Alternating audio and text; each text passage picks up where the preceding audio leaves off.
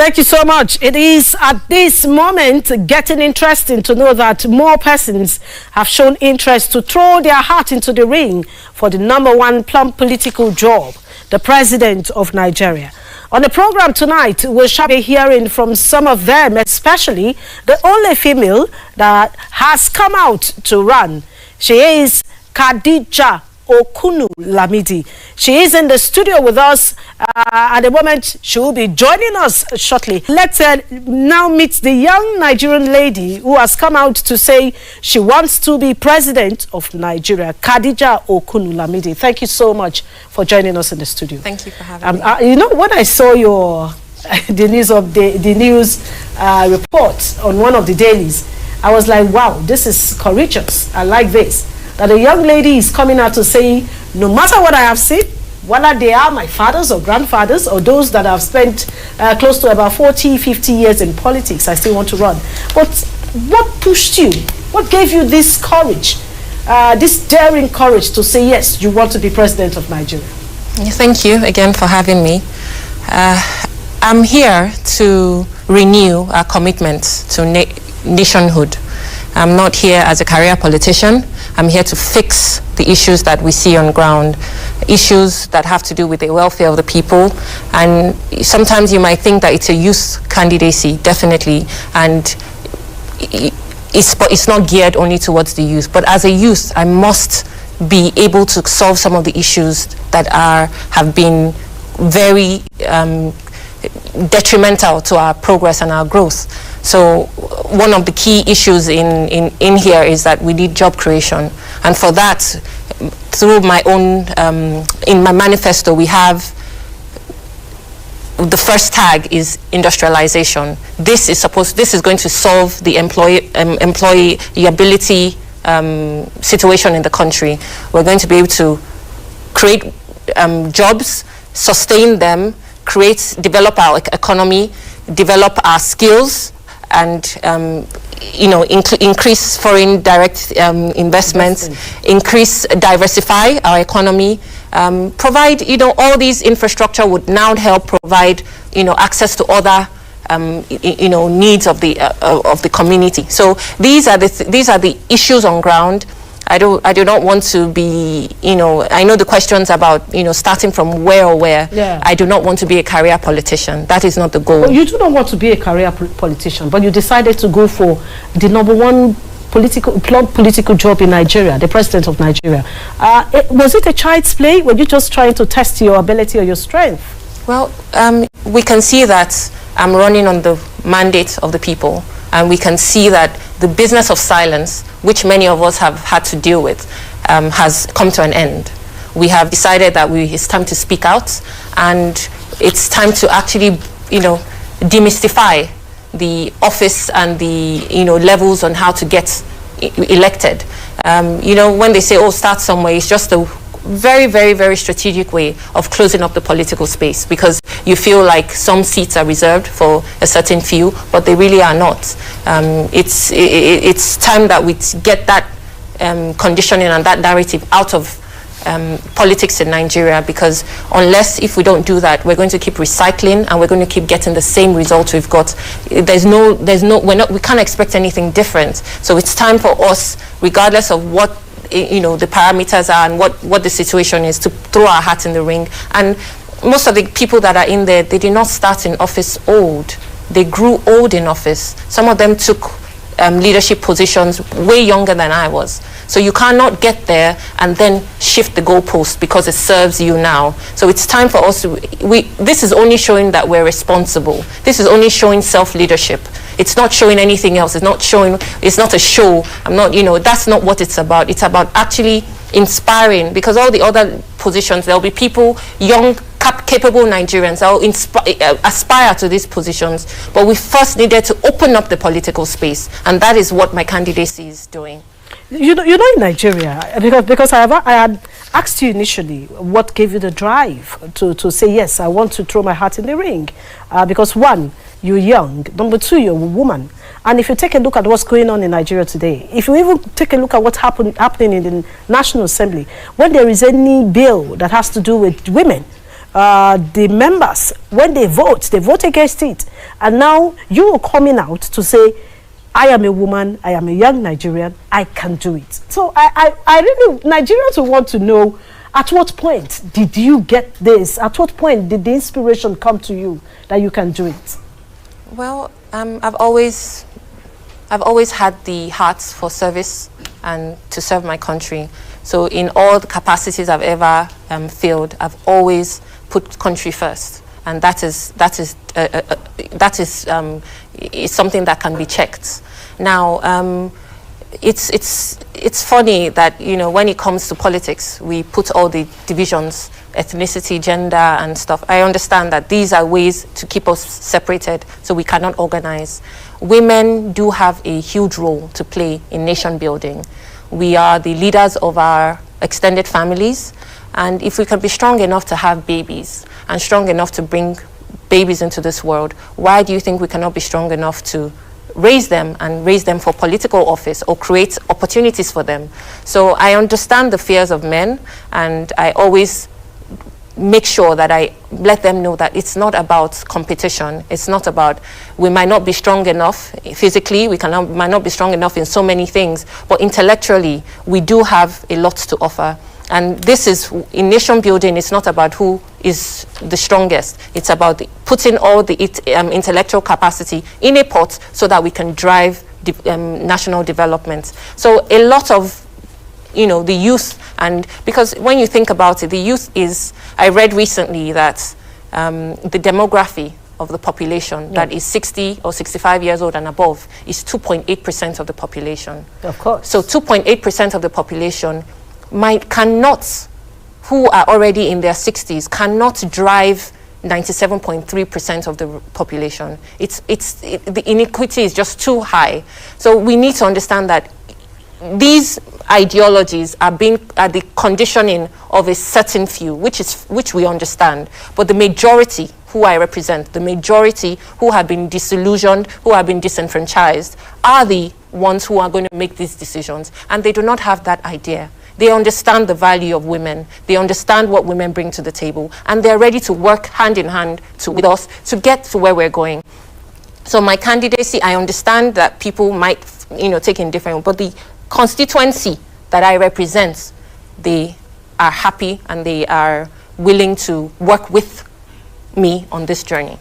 So that means you feel that you have close to about 60 to 65% of Nigeria of voting age, because if you take a look at the table and the number of registered voters that INEC released recently, you observe that young Nigerians, those that are still in school between the ages of 25 to 40, have over 60% people who are registered, followed by the women.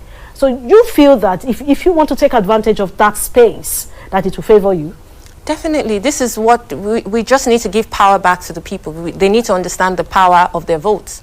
They need to understand that they should not be, sidelined with money. Politics of money is played out, and it takes us only lower and lower in development. So what we need to do is we need to educate them.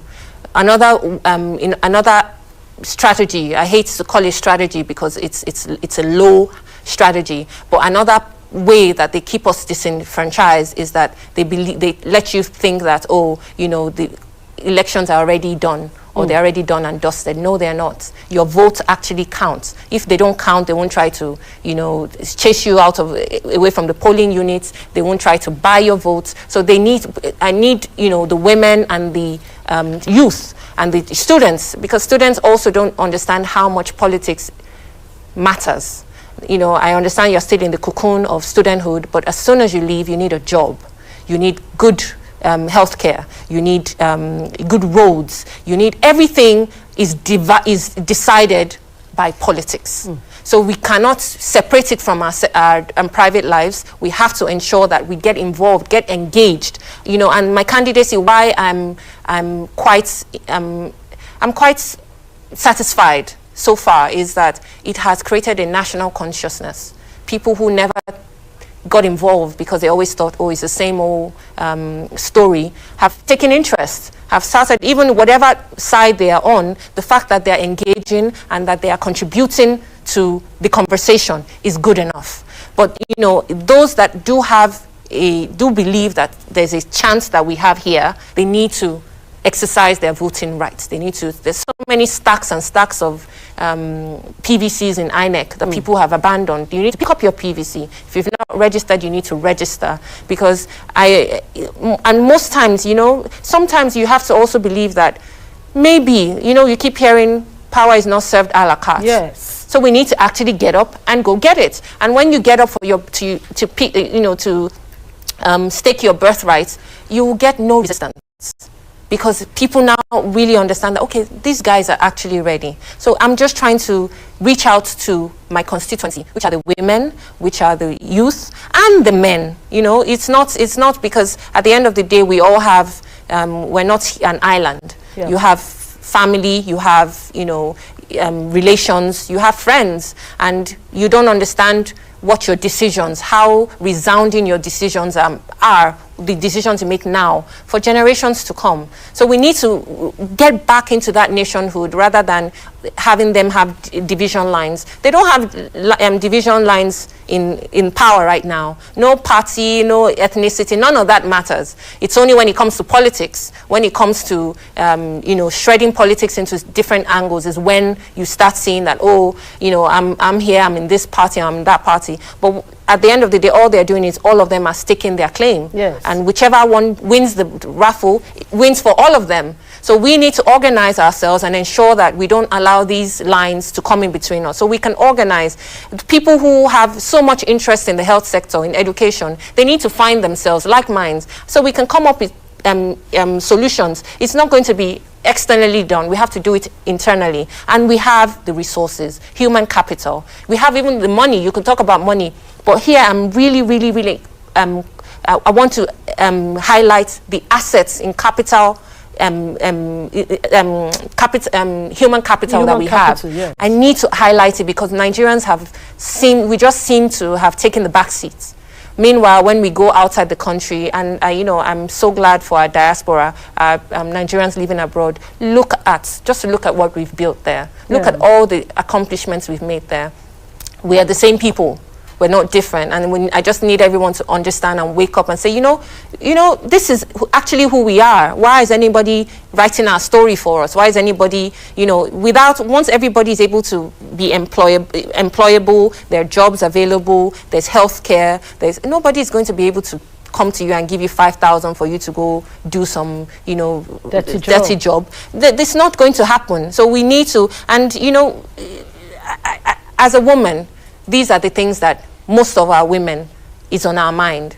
You know, there are so many women who their voices are, you know, silenced, they're quiet, not because they cannot help, but because we see that our voices are not heard. We allow a lot of things to pass under the bridge. A lot of water passes under the bridge because we know that if we make a statement, we can, you know, be kicked out of house. Stifle your voice. Yes, so many things could happen to you in this society. So the women who are meant to be helping fix are put on the sideline. Okay, have we been able to fix it? No. So it's time to do something different. Yes, I like to ask you the question that a lot of persons asked when I posted your picture on our Twitter handle. And someone asked, he said, why did she not start from the local government or the state assembly? Why is she going all the way to presidency? And she has, just like you said, you're not a career politician, and you know the kind of games that are being played in Nigerian politics.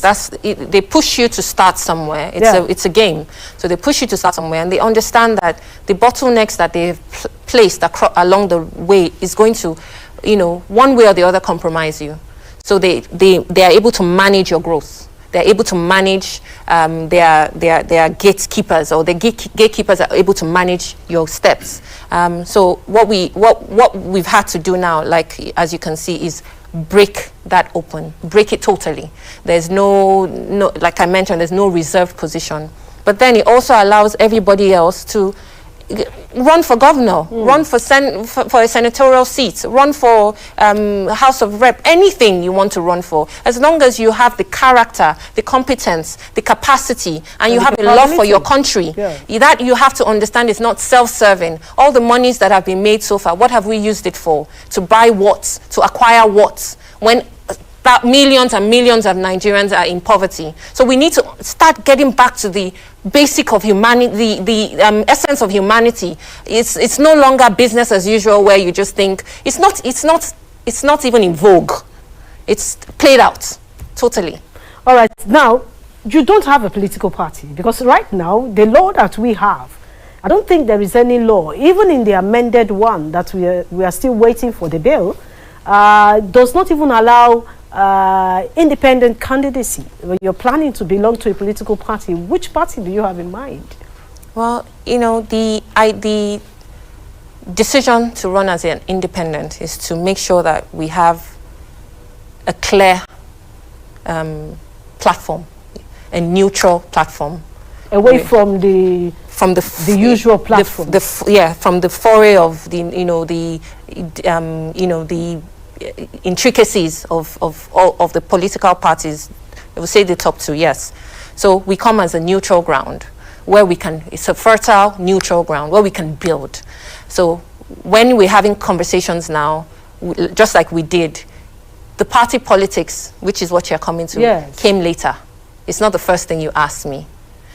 We first talked about the issues, yes, and we talked about how to solve them. So it's in that order. Yes. So most times party politics is the bane of our politics. So that's what becomes national politics. So we need to re-engineer that.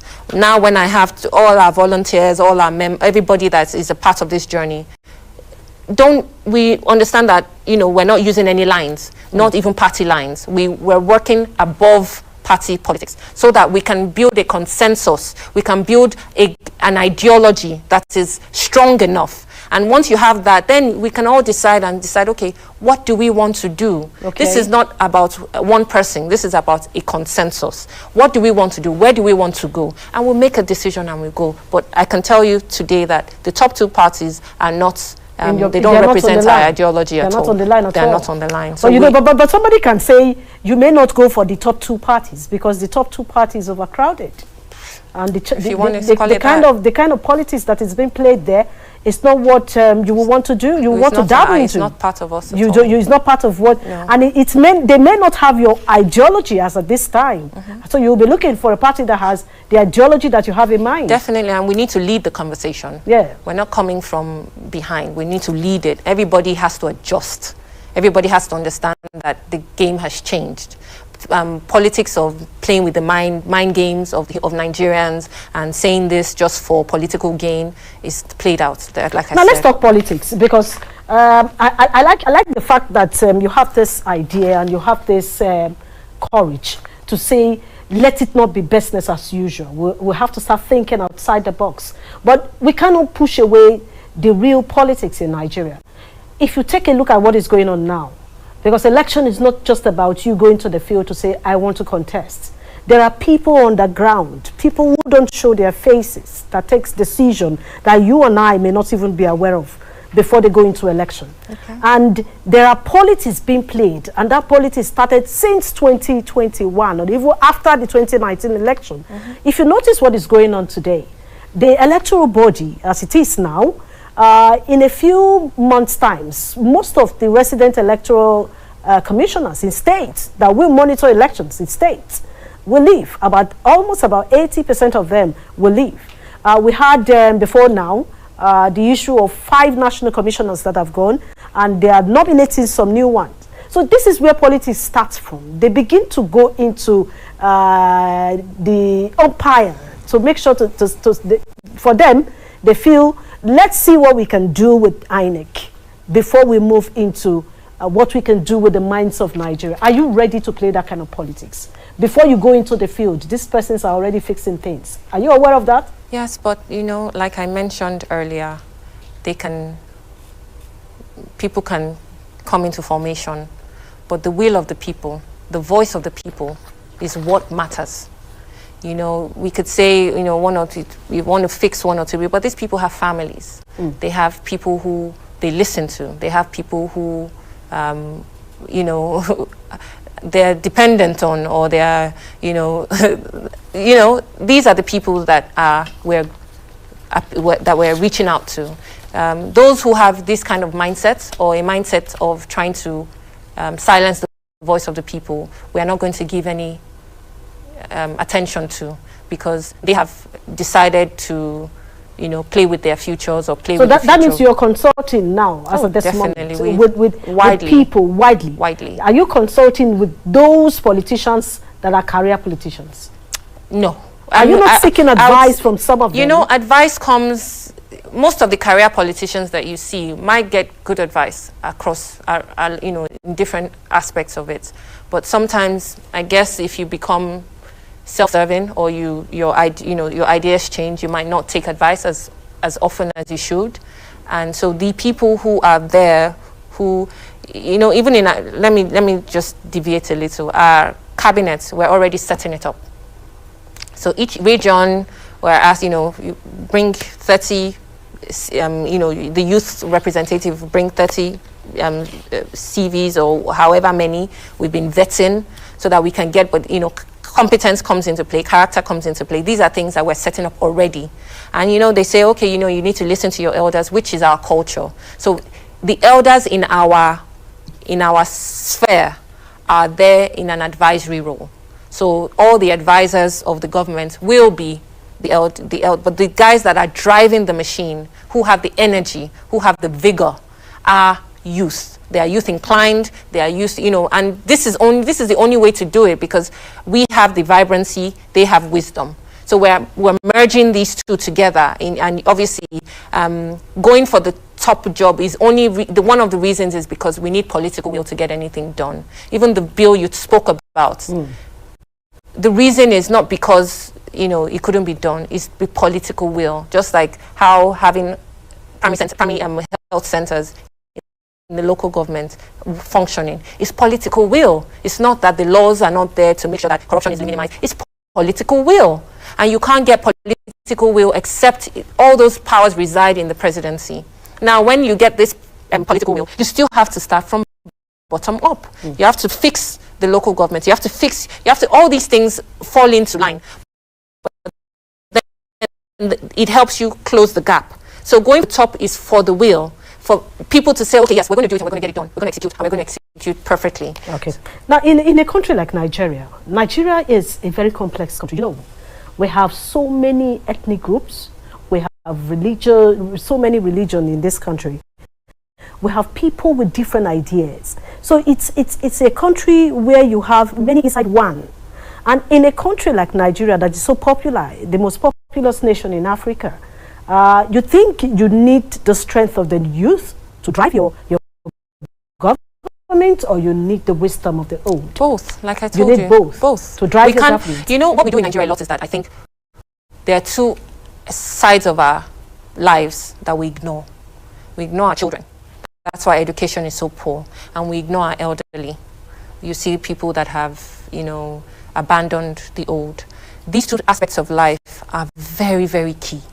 And until we are able to get a balance across board, and this is something that I feel a female and female ideas can help smooth out. So as a woman, the way women will look at it is everybody is one.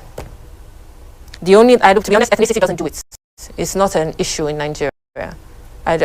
I generally don't believe it's an issue. You think gender would do that? Gender is not an issue either. Okay. I think it's more, I think we need to manage our religious alignments. I think we need to manage, once we're able to manage religious alignments, the way our religion controls us, everything else will follow. Okay. So I believe that ethnicity is minimal. Because when you see little communities, you see different ethnicities living very communally. So it's only when it comes to politics that they now start saying, oh, you know, I want to take you to my own constituency, just for them to feel like they're, you know. But I mean, I have every ethnicity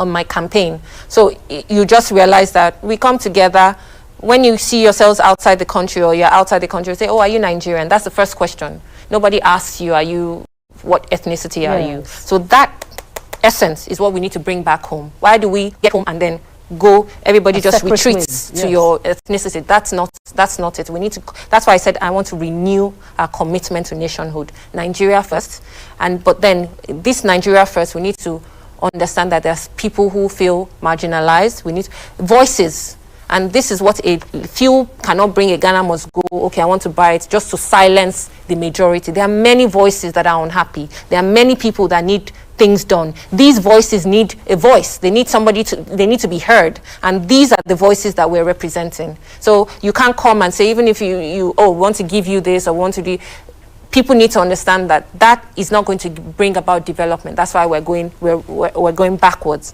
So we need to all come together and say, you know what, we're going to, and you have to hold everybody accountable.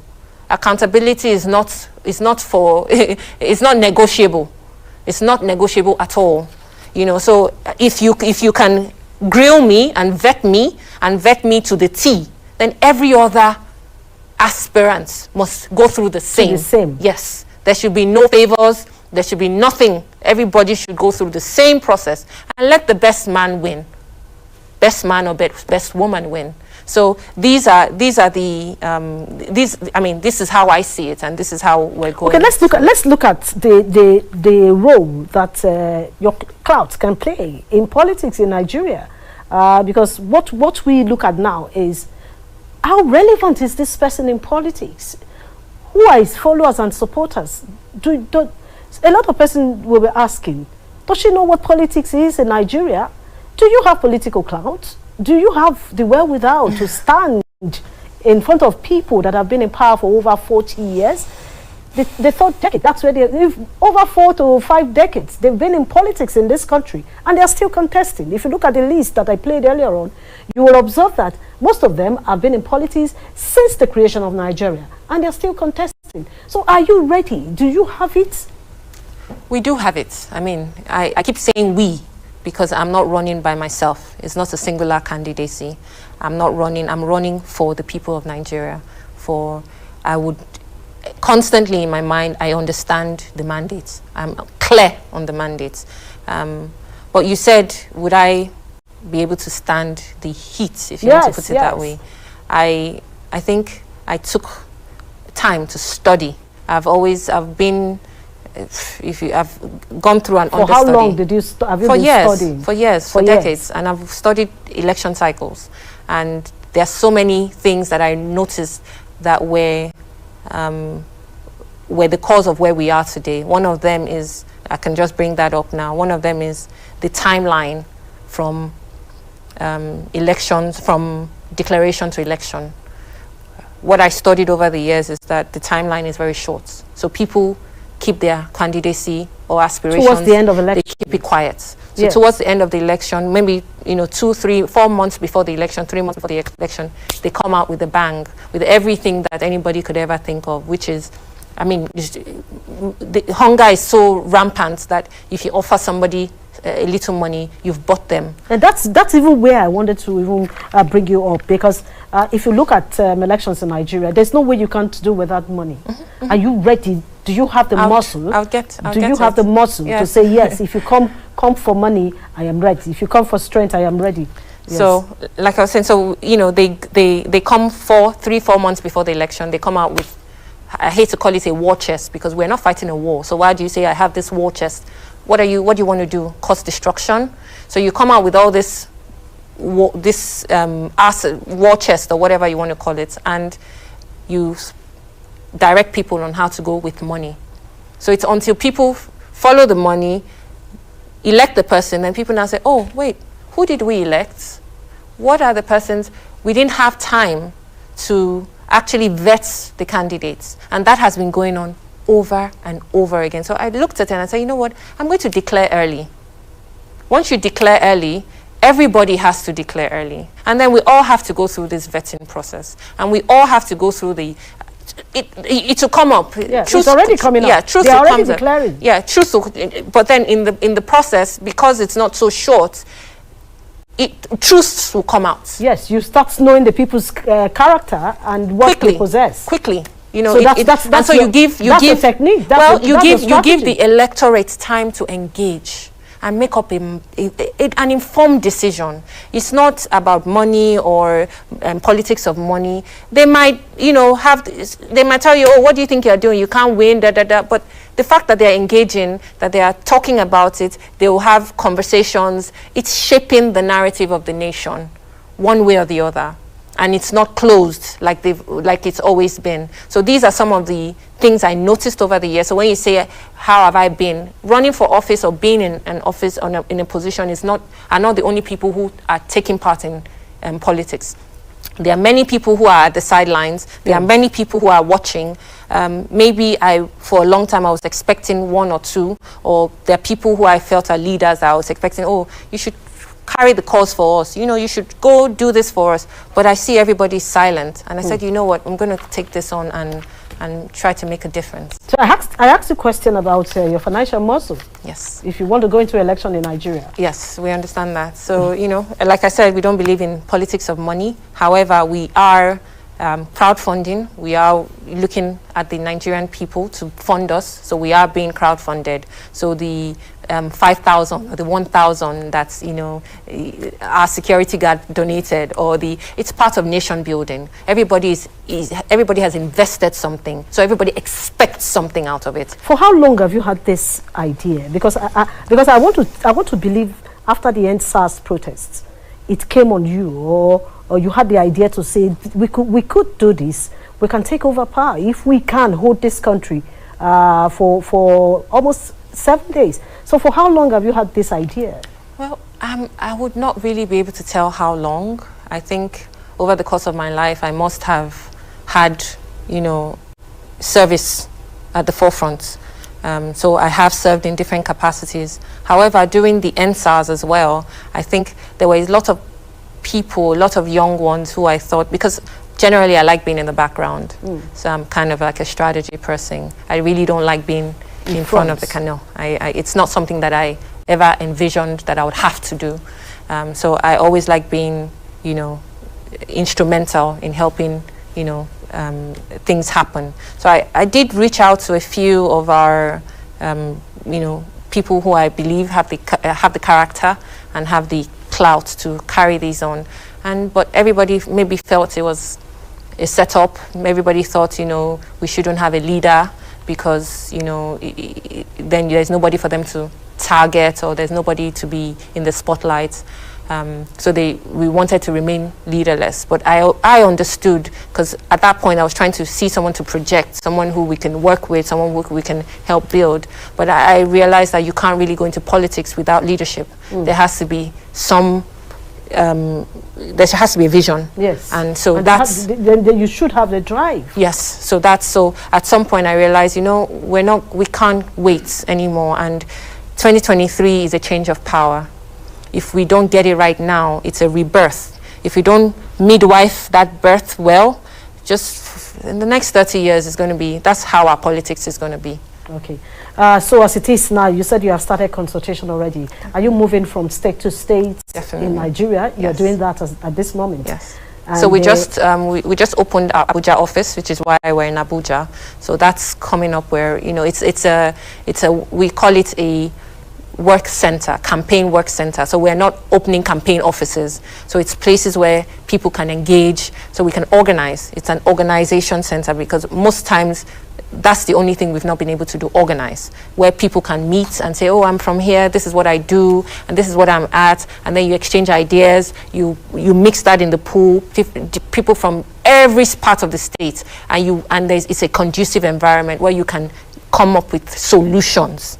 Solutions is key. So from here, we opened our Lagos office already. We're going to Warri to open our office, and all the, you know, we're getting a lot of donors, a lot of donors, people who just say, you know what, I want to do this, and these, apart from the monetary donors, we're getting skills. We're getting, these are the assets we have. So if someone in, you know, one of the career politicians decides that they want to do something, they have to pay one of the youth to do it. But we are getting these skills for free.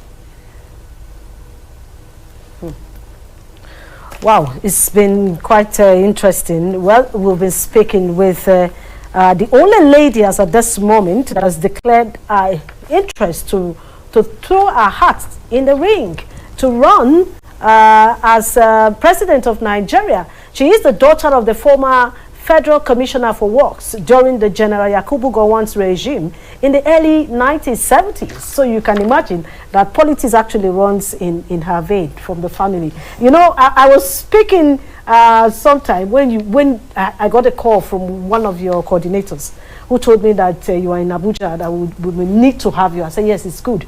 Let me have this opportunity to talk to you.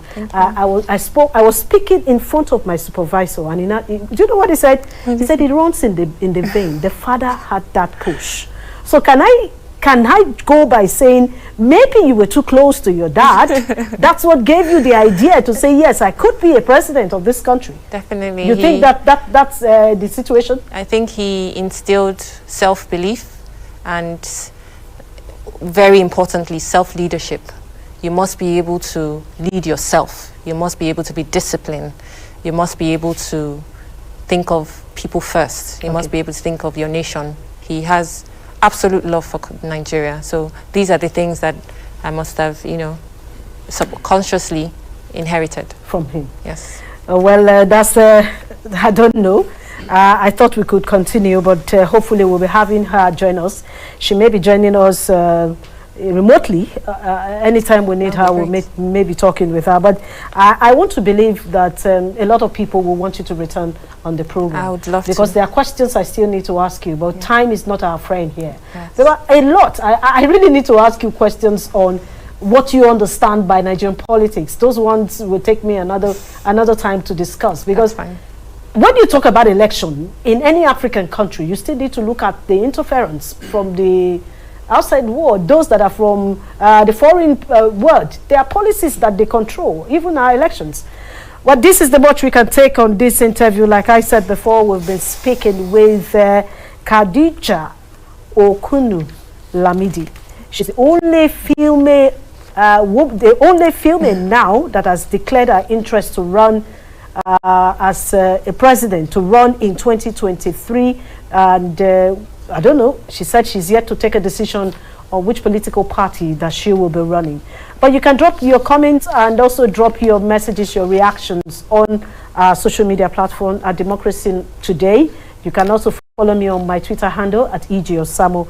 Drop your comments. We'll be taking those comments because this is something we need to still bring back. We still need to revisit this. Thank you very much. I appreciate your time for coming on the show. Thank you for having me. Well, that's the much we can take.